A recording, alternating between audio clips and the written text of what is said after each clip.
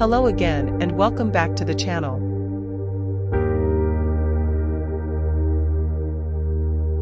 Leaving the city on the 8:30 train, we had with us a Sony RX1R2 as the main camera, which we bought 6 years ago.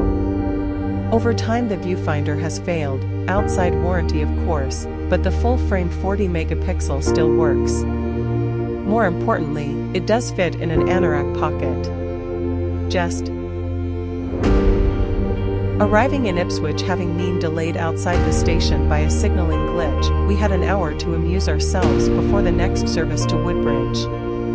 Which we did, and a separate video on that will follow. Woodbridge, on the River Devon, is one of those Suffolk towns which are tourist-centric, and we arrived on top of their 2024 festival weekend.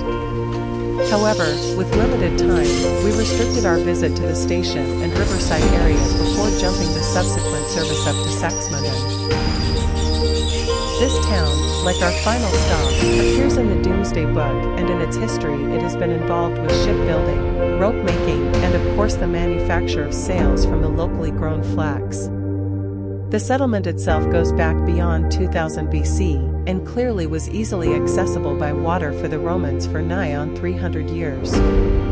On the opposite bank of the river there is the National Trust site of Sutton Hoo, and now, in the long shed on the quay, home of the Woodbridge Riverside Trust, a replica of the Sutton Hoo burial ship is being constructed. So onwards to Saxmundham, another town on the railway.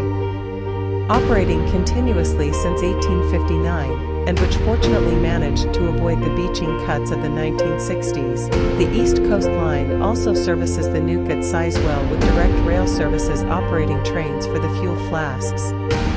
On the day we visited, Ipswich town were playing Fulham at Portman Road, and the return train was absolutely rammed, but looking at the traffic figures online, numbers are returning towards the pre-pandemic level, so we are ever hopeful that the 49-mile line between Ipswich and Lowestoft has a future under Great British Railways.